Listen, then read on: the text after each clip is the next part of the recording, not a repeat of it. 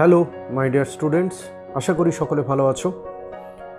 কয়েকদিন দেরি হলো তৃতীয় পর্বের ভিডিওটি আনতে।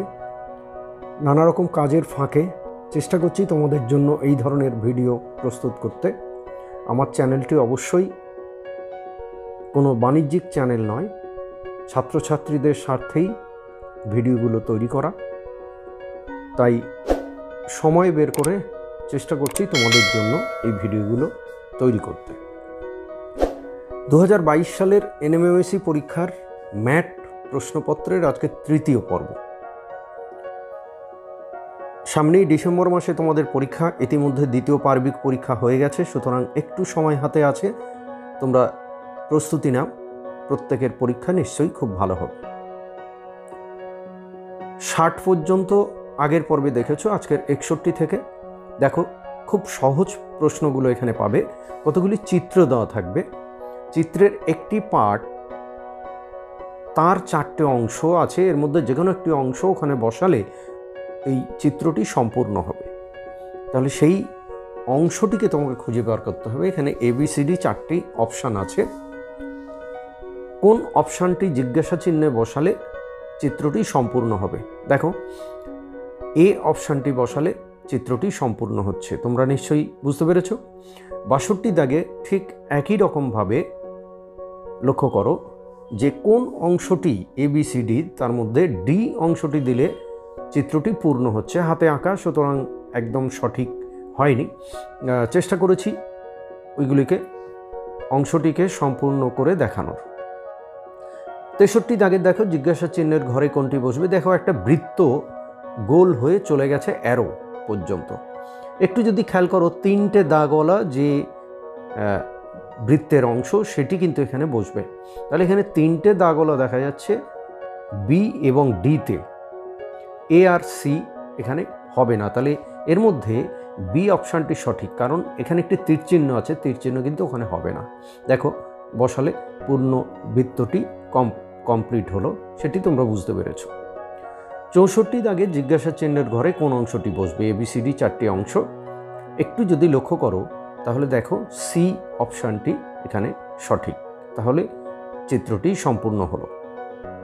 সুতরাং এইভাবে চিত্রগুলিকে দেখে, এখানে অনেকগুলো প্রশ্ন এই বছরে কিন্তু দেওয়া হয়েছে, সুতরাং একটু প্যাটার্নটাকে বুঝতে হবে। এই প্রশ্নটি একটু তোমরা ভালো করে দেখলে বুঝতে পারবে যে দুটি লম্বা লাইন উপর থেকে নিচে কিন্তু চলে গেছে এবং তার ভেতর থেকে একটি আঁকাবাঁকা লাইন গেছে, কিন্তু কোনো লাইন পুরো বৃত্তের মধ্যে কিন্তু নেই। তাহলে এখানে হতে পারে ডি অপশানটি দিলে এই চিত্রটি কমপ্লিট হচ্ছে। 66 দাগে এটি অত্যন্ত সহজ, বুঝতেই পারছ যে জিজ্ঞাসা চিহ্নের ঘরে এই 4টি অপশানের সি অপশানটি বসালে চিত্রটি সম্পূর্ণ হচ্ছে। অর্থাৎ এই প্রশ্নগুলো জিগস ফিট, তোমরা দেখেছো সেই জিগস ফিটের মতো কিন্তু এখানে রয়েছে। এখানে দেখো বৃত্তের মধ্যে, চৌকোর মধ্যে যে বৃত্তটি আছে তার অর্ধেকটা ভরাট করা। যদি একটু লক্ষ্য করো, ওই পূর্ণ অংশটি অর্থাৎ চিহ্নিত কালো অংশটি কিন্তু ক্রমশ ঘুরে যাচ্ছে। তাহলে শেষেরটি হচ্ছে এ অপশান।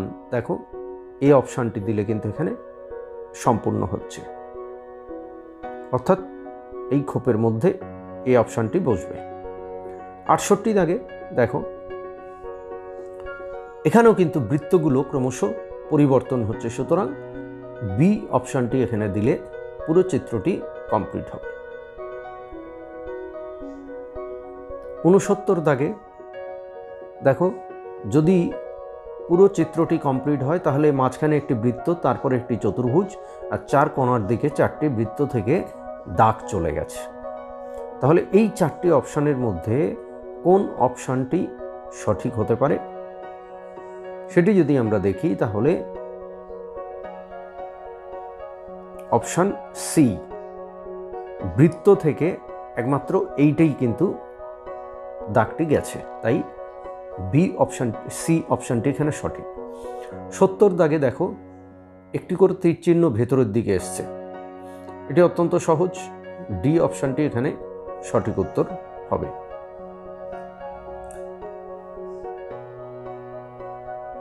একাত্তর দাগে দেখো, একাত্তর দাগে একটি চতুর্ভুজের মধ্যে আরেকটি চতুর্ভুজ এসছে এবং একটি স্টার শেপ গঠন করেছে, এবং এটি যদি একটু লক্ষ্য করো তাহলে দেখবে চারটি ABCD যে চারটি অপশান রয়েছে তার মধ্যে কোন অপশানটি সঠিক হতে পারে না, বি অপশানটি কিন্তু এখানে সঠিক।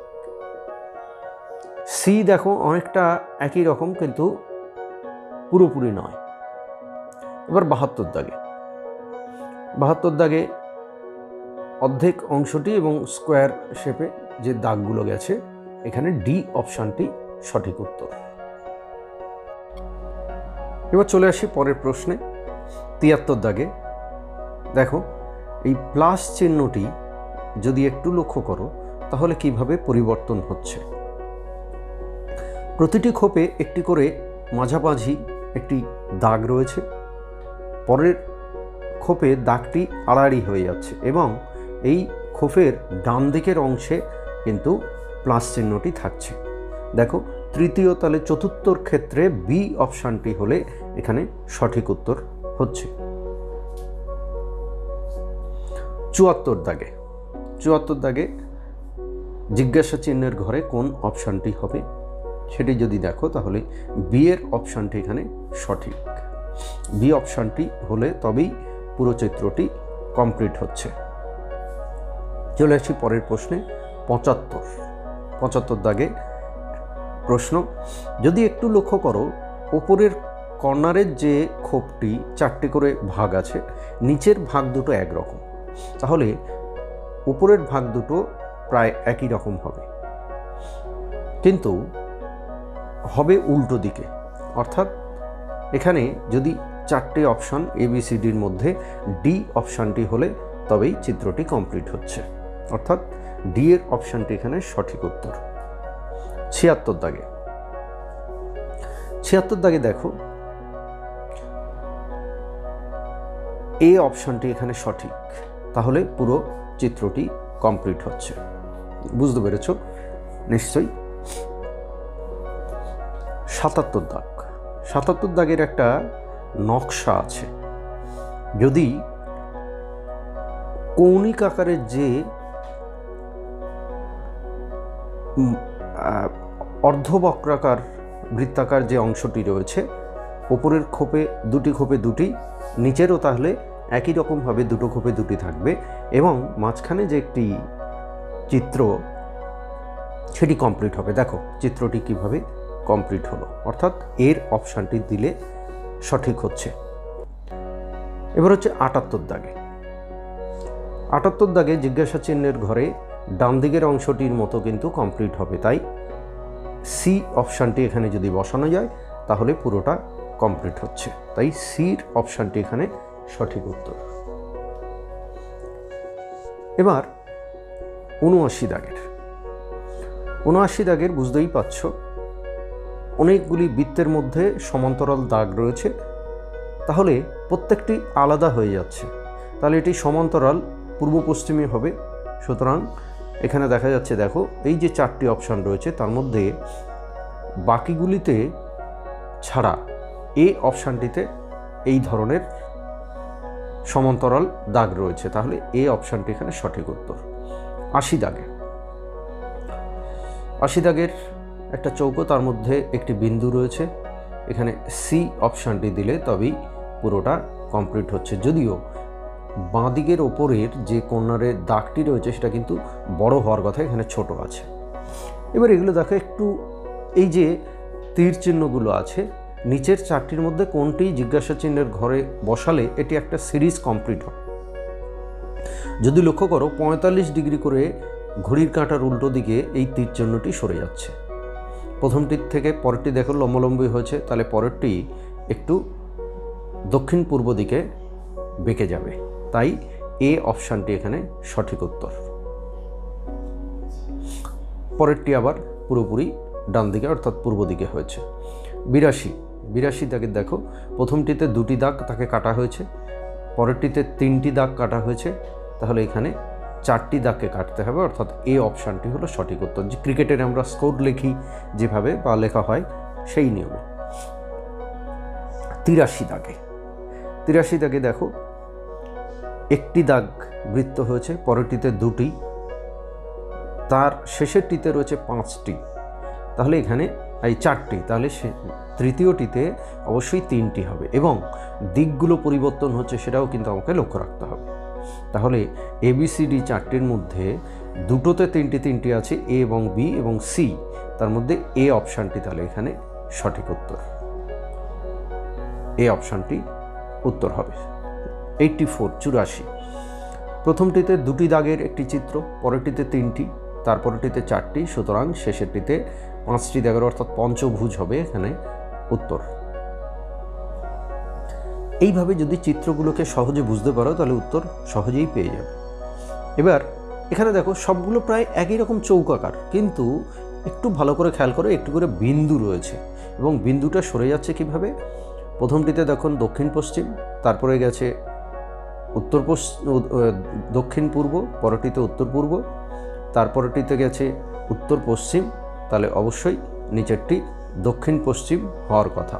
সুতরাং এখানে দুটো একই রকম আছে, দেখো এ এবং ডি, এখানে যে কোনো একটা উত্তর এখানে হবে, অর্থাৎ দুটো উত্তরেই এখানে সঠিক। তাহলে দেখো 60 থেকে 85 পর্যন্ত এতগুলো প্রশ্ন এই ধরনের রয়েছে, 22 সালের এসেছিল। এবার দেখো 86 থেকে 90, এখানে একটা সূত্র বলে দেওয়া হয়েছে, সেই সূত্রের ভিত্তিতে তোমাকে পরের উত্তরগুলো দিতে হবে। যেমন 86 দাগে বলছে টাই ইকুয়াল টু 34 হলে নাও ইকুয়াল টু 52 হলে ওয়াক্স কী হবে, অর্থাৎ সংখ্যাগুলোর যোগফল। তাহলে এখানে 48 হচ্ছে সঠিক উত্তর। তাহলে এইভাবে তোমাকে উত্তরও হতে পারে, অর্থাৎ এই ধরনের কিছু প্রশ্ন তোমাদেরকে খুব সহজেই হতে পারে, অর্থাৎ ABCD সংখ্যাগুলোকে কোন পজিশানে আছে দেখে নিতে হবে। এখানে প্লে ইকুয়াল টু TPEC, তাহলে গেমকে আমরা কিভাবে লিখব, প্লেকে যদি আমরা TPEC লিখি তাহলে গেমকে কিভাবে লিখব, এখানে তোমাকে খুঁজে বের করতে হবে। এখানে ডি অপশানটি সঠিক উত্তর। প্রতিটি অক্ষরের পরে 5 নম্বর অক্ষর নেওয়া হয়েছে, দেখো GHIJK কে নেওয়া হয়েছে, ABCDE নেওয়া হয়েছে, MNOPQ আর EFGHI। 88 দেখো বলছে 1 কে F, 2 কে P, 3 কে X, 4 কে Z, 5 কে B, 6 কে W, 7 কে L, 8 কে U এবং 9 কে D হলে তাহলে 853417 কে কি লেখা হবে। তো UBX এই অর্থাৎ অক্ষরগুলো থেকে আমরা সংখ্যাগুলোকে সহজেই এখানে লিখে নিতে পারি, অর্থাৎ সংখ্যা অনুযায়ী কোন অক্ষরটা বুঝবে সেটা এভাবে তুমি উত্তরটাকে লিখে দিতে পারবে। অর্থাৎ তোমাকে এটা লিখে নিয়ে উত্তরগুলোকে করতে হবে, রাফ পেজ থাকবে সেখানে তোমরা করতে পারবে। E ইকুয়াল টু 5, হেন ইকুয়াল টু 27, তাহলে পেট কি হবে, অনেকটা আগের প্রশ্নের মতো, অর্থাৎ 86-এর মতো। এখানে 41 উত্তর কীভাবে হলো, E5 মানে 5 নম্বর অক্ষর, হেন 8, 5, 14 প্রত্যেকটি যোগফল 27, তাহলে পেট 16 নম্বর, 5 নম্বর এবং 20 নম্বর অক্ষর, তাদের যোগফল হচ্ছে 41 এখানে তাহলে সঠিক উত্তর। এরপরে শেষ প্রশ্ন 90 দাগের, দেখো যদি ক্লাউডকে হোয়াইট, হোয়াইটকে রেন, রেনকে গ্রিন, গ্রিনকে এয়ার, এয়ারকে ব্লু, ব্লুকে ওয়াটার বলা হয়, তাহলে পাখিরা কোথায় উড়বে। এই ধরনের কিছু প্রশ্ন পাবে। এখানে ব্লু কেন, এয়ার আর ব্লু দুটোর সঙ্গে সম্পর্ক কি না, আকাশে বাতাস থাকে এবং এটা নীল রঙের, সেখান থেকে ব্লু হচ্ছে সঠিক উত্তর এখানে, অর্থাৎ পাখিরা আকাশে উড়বে।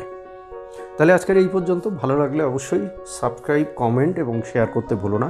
বন্ধুদের কাছে বেশি বেশি করে দাও, প্রত্যেকে যাতে এই চ্যানেলটি দেখতে পারে এবং তোমাদের আগামী পরীক্ষা খুব ভালো হোক, প্রস্তুতি নাও সকলে, এই আশা রাখি। দেখা হবে পরের পর্বে, অর্থাৎ 23 সালের 3টি পর্ব বাকি আছে এবং স্যাটের প্রশ্নগুলো নিয়ে নতুন ভিডিও